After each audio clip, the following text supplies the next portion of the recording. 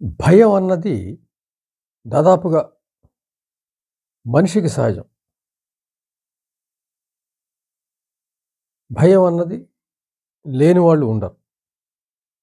ఎక్కువ తక్కువలుగా అందరికీ భయం అన్నది జీవితంలో అనుభవానికి వచ్చినటువంటిది. దానికి విరుగుడైనటువంటి ధైర్యం తప్పనిసరిగా వ్యక్తిలో తక్కువ ఉన్నట్లయితే దాన్ని వృద్ధి చేసుకు తీరవలసిందే. ధైర్యం అనేది సహజంగా తల్లిదండ్రులకు ఉన్నట్లయితే పిల్లలకు కూడా వాళ్ళిచ్చే సందేశాలతో, వాళ్ళిచ్చిన పెంపకంతో, వాళ్ళిచ్చినటువంటి ప్రోత్సాహంతో, ఉత్సాహంతో పిల్లల్లో కూడా సహజంగానే వస్తుంది. తల్లిదండ్రులు ఇద్దరికీ ధైర్యం ఉన్నా, లేదంటే ఒకరికైనా ధైర్యం ఉన్నప్పటికి కూడా ధైర్యవంతులుగా పెరిగే అవకాశం ఉంటుంది. వాళ్ళు ప్రత్యేకించి నేర్చుకోవాల్సిన అవసరం లేదు. అయితే తల్లిదండ్రుల్లో ఎవరికైనా పిరికితనం ఉంటే, వాళ్ళ సంతానంలో ఎవరికైనా వచ్చే అవకాశం ఉంది ఆ పిరికితనం. ఎందుకంటే ఆ సందేశాలు, ఆ మాటలు ఉపయోగించడం కారణంగా అవి మనసులో నాటుకొని ఆ పిరికితనం ఒకరిలో వచ్చే అవకాశం ఉంది. ఇద్దరు పిల్లలుంటే. అంచేత ఈ ధైర్యము, పిరికితనం అనేది బాల్యంలోనే ఏర్పడేది కాబట్టి, మనం గుర్తించే నాటికి నిజానికి తల్లిదండ్రులు గుర్తిస్తే దాన్ని సరిచేయగల అవకాశం అక్కడ ఉంటుంది. పిల్లలు భయపడుతున్నారు, పిల్లలు ధైర్యంగా ముందుకెళ్ళబోతున్నారు అని అక్కడ గ్రహించగలిగితే, ఆ భయాన్ని అక్కడే తొలగించే ప్రయత్నం చేయొచ్చు. ముందు తమని తాము జయించాలి. తర్వాత పిల్లల్లో ఆ భయాన్ని జయించే వాతావరణాన్ని క్రియేట్ చేయాలి. అయితే తల్లిదండ్రులు అక్కడ అది గుర్తించకపోయినా, దాన్ని సరిచేయకపోయినా, ఆ పిల్లాడితో పాటు పెరిగే అవకాశం ఉంది. అతని వయసుతో పాటు ఆ భయం గూడా పెరిగే అవకాశం ఉంటుంది. అయితే ఒక పెరిగిన వయసులో నేను చుట్టుపక్కల వారిలా కాకుండా భయంగా ఉంటున్నాను. వాళ్ళకున్నంత ధైర్యం నాకు ఉండలేదు. ప్రతిదానికి నేను భయపడతాను అన్న విషయాన్ని గ్రహించే వయసొస్తుంది. మనసుకి తెలుస్తుంది. నేను భయపడుతున్నాను. నేను వాళ్ళంత ధైర్యంగా లేను అనే విషయం గ్రహింపుకొస్తుంది. గ్రహింపుకొచ్చినప్పుడు తప్పనిసరిగా దాని మీద దృష్టి కేంద్రీకరించాల్సి ఉంటుంది. అంగీకరించాల్సి ఉంటుంది ముందుగా. నాకు భయం ఎక్కువగా ఉంది. కాబట్టి ఇప్పుడు నేను ధైర్యాన్ని పెంచుకోవాల్సి ఉంటుంది అనే విషయాన్ని ఒక ఆలోచనగా తీసుకొని, అప్పుడు ఏం చేయాలి అనే విషయాన్ని ఆలోచిస్తే మనకి సాహిత్యం అందుబాటులో ఉంది. రకరకాల పుస్తకాలు ధైర్యం పెంచుకోవడానికి వ్యక్తిత్వ వికాస తరగతులున్నాయి, పుస్తకాలున్నాయి. తద్వారా అనుసరించి మనం ముందుకెళ్ళొచ్చు.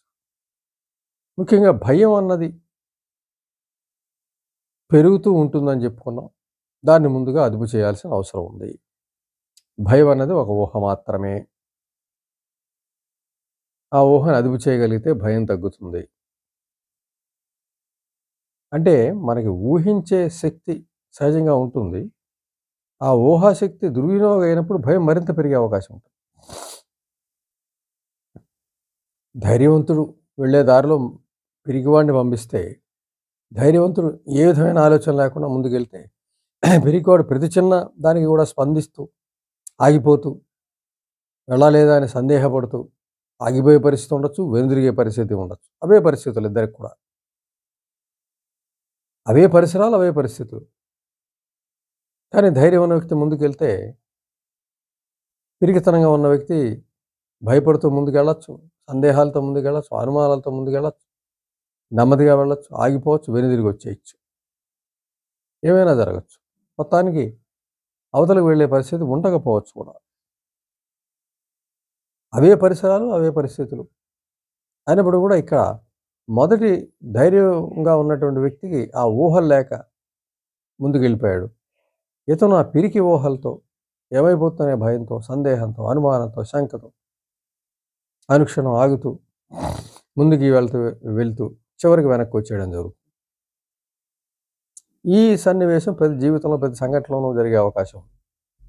ఎక్కడైనా సరే. తద్వారా వెనక్కి వచ్చేయడం అంటే అపజయం పాలవడం అని అర్థం చేసుకోవాలి మనం. ఆ విధంగా పిరికితనం తన ఊహా శక్తితోటి మనిషిని వెనక్కి లాగే పరిస్థితి ఉంటుంది. మనిషిని ముందుకెళ్లకుండా చేసే పరిస్థితి ఉంటుంది. అంటే తప్పనిసరిగా ఆ భయాన్ని ఎదుర్కోవాలి. ధైర్యాన్ని పెంచుకునే పరిస్థితి తెచ్చుకోవాలి. ధైర్యాన్ని పెంచుకుంటూ ఉండాలి. అసలు ఎక్కడ పిరికితనం ఉన్నది అని ఒక లిస్ట్ తయారు చేసుకుంటే, నేనెక్కడ భయపడుతున్నాను?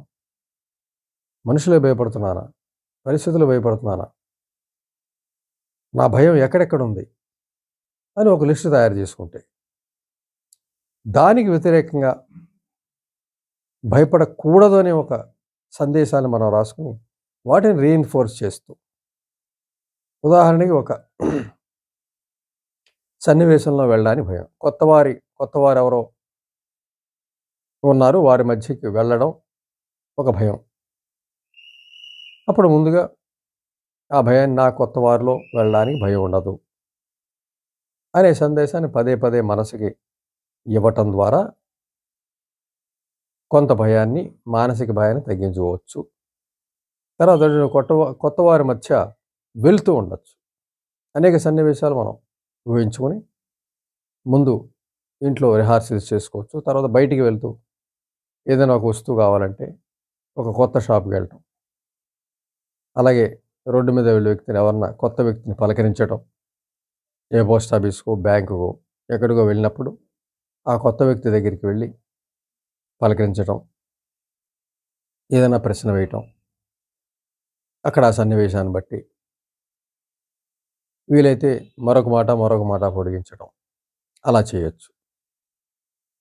ఆ విధంగా కొంత ఇంట్లో రిహార్సల్ చేయటం, బయట ప్రాక్టికల్గా చేయటం ద్వారా కొత్త మనుషులు అనే భయాన్ని మనసుకి పోగొట్టే పరిస్థితి తెచ్చుకోవచ్చు. అలాగే ఎక్కడ భయపడుతున్నాం, దేనికి భయపడుతున్నాం, ఇవన్నీ కూడా నోట్ చేసుకుని వాటికి వ్యతిరేకంగా మనం సందేశాలు రాసుకొని ముందుకు మనసుకు అందజేస్తూ, ఇంట్లో రిహార్సల్ చేస్తూ, ప్రాక్టికల్గా కూడా ఆయా పరిస్థితుల్లోకి మనం వెళ్ళినట్లయితే క్రమక్రమంగా అంటే చేసే పట్టుదల స్థాయిని బట్టి క్రమక్రమంగా అది తగ్గే అవకాశం తప్పనిసరిగా ఉంది.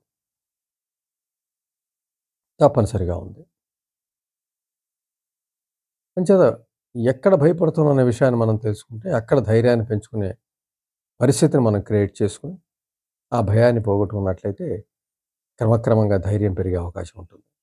అది చేసి తీరాలి కూడా. ఎంచేతంటే భయం అతిగా ఉన్నప్పుడు, భయం ఎక్కువగా ఉన్నప్పుడు ఊహాశక్తి దుర్వినియోగం అవుతుందని చెప్పుకున్నాం. ప్రతి దానికి అనవసరమైన ఊహలు ఇబ్బంది పెడుతూ ఉంటాయి. ఏమి జరగని దానికి కూడా జరుగుతున్నట్టు, జరిగిపోయేదో అపకారం జరుగుతున్నట్టు ఈ ఊహలు మనిషిని ఇబ్బంది పెడుతూ ఉంటాయి. ఉదాహరణ, రోడ్డు మీద వెళ్తూ ఉన్నప్పుడు ఏదన్నా ఒక కారో, బస్సో పక్క నుంచి వెళ్ళినట్లయితే భయం, ఊహాశక్తి విపరీతంగా పనిచేయచ్చు అక్కడ. అక్కడ వాస్తవాన్ని ఆలోచిస్తే ఆ బస్సుకి మనకి దూరం ఉంటుంది. ఆ బస్సు డ్రైవరు ఆ దూరాన్ని మెయింటైన్ చేస్తూ వెళ్ళుంటాడు. కానీ మన ఊహాశక్తి ఎక్కడికో వెళ్ళిపోతుంది. అలా తీసుకెళ్ళిపోతుంది మనని. ఈ ఒక్క అడుగు పక్కకి వెళ్ళుంటే ఏమైపోను, అది ఒక యువతలకి జరిగి ఉంటే ఏమను, ఇలాగా ఊహాశక్తి పిచ్చి పిచ్చి ఊహలు ఊహించుకుంటూ మానసిక ఉన్నటువంటి ఏ కొద్దిగా ధైర్యాన్నైనా ఇంకా దాన్ని తగ్గిచ్చేసే అవకాశం ఉంది. కాబట్టి ముందు భయం అనేది ఊహాశక్తికి సంబంధించింది కాబట్టి దాన్ని అక్కడ అదుపు చేయాల్సిన అవసరం ఉంటుంది. అటువంటి ఊహ వచ్చినప్పుడు అక్కడ కట్ చేయాలి.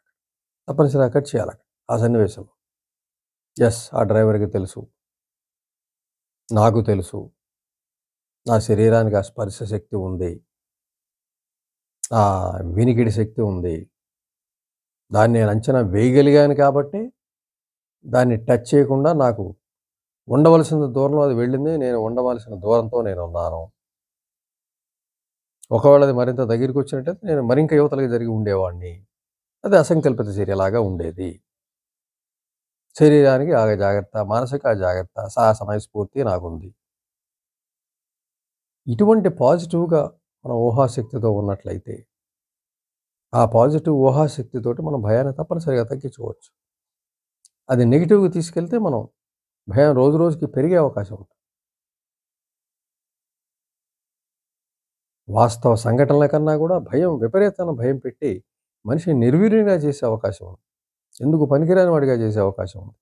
ఎక్కడికి వెళ్లకుండా ఇంట్లోనే పెట్టేసే అవకాశం. ఇంట్లో మాత్రం ప్రమాదం జరగదా? ఇంట్లో మాత్రం భయం ఉండదా? ఇంట్లో కూడా భయం ఉంటుంది. ఇంట్లో కూడా భయపడుతూ ఉండాల్సిన పరిస్థితి ఉంటుంది. ఎక్కడికైనా జారి పడతానేమో, సరిగ్గా నడుస్తున్నానా లేదా, మెట్లు ఎక్కేటప్పుడు సరిగ్గా పట్టుకున్నానా లేదా, మెట్లు చూసానా లేదా, ఇటువంటి సందేహాలకి అంతులేదు ఇంకా. దాన్ని ఒకసారి మనం వదిలేస్తే ఊహాశక్తిని పిచ్చి పిచ్చిగా వెళ్ళిపోతూ ఉంటుంది. దానికి మనం కళ్ళెం వేసి పాజిటివ్ దారిలో మనం నడిపిస్తేనే మనం ధైర్యంగా ఉండగలుగుతాం. మన ధైర్యాన్ని నిలుపుకోగలుగుతాం, పెంచుకోగలుగుతాం. లేదా భయంలో ముందుకెళ్ళి అనవసరమైన ఇబ్బందులు, అనవసరమైనటువంటి కష్టాల్ని కలిగించుకోవాల్సి వస్తుంది. అవి వాస్తవంలో ఉండకపోవచ్చు. కానీ ఊహాశక్తి మనం విపరీతంగా భయపెట్టే అవకాశం. చేత చెడు ఊహలు, చెడు వైపు దాని కళ్ళెం వదిలేస్తే విపరీతంగా అది ఆలోచించే స్థాయికి మనం దాన్ని వదలకుండా దానికి కళ్ళెం వేసి పాజిటివ్గా ఆలోచిస్తూ వాస్తవానికి దగ్గరగా ఉంటూ ధైర్యం పెంచుకుంటున్నానే నమ్మకాన్ని కలిగిస్తూ ఏ ఏ సన్నివేశాల్లో భయం పెరుగుతుందో అటువంటి వాటికి వ్యతిరేకంగా ధైర్యంగా ఉండేటట్టుగా సందేశాలు ఇస్తూ మనం ఆసక్తితోటి శక్తితోటి చేసినట్లయితే తప్పనిసరిగా ఉన్న భయం పోయే అవకాశం ఉంది. ఊహాశక్తి పాజిటివ్గా వచ్చే అవకాశం ఉంది. ధైర్యం పెరిగే అవకాశం తప్పనిసరిగా ఉంది.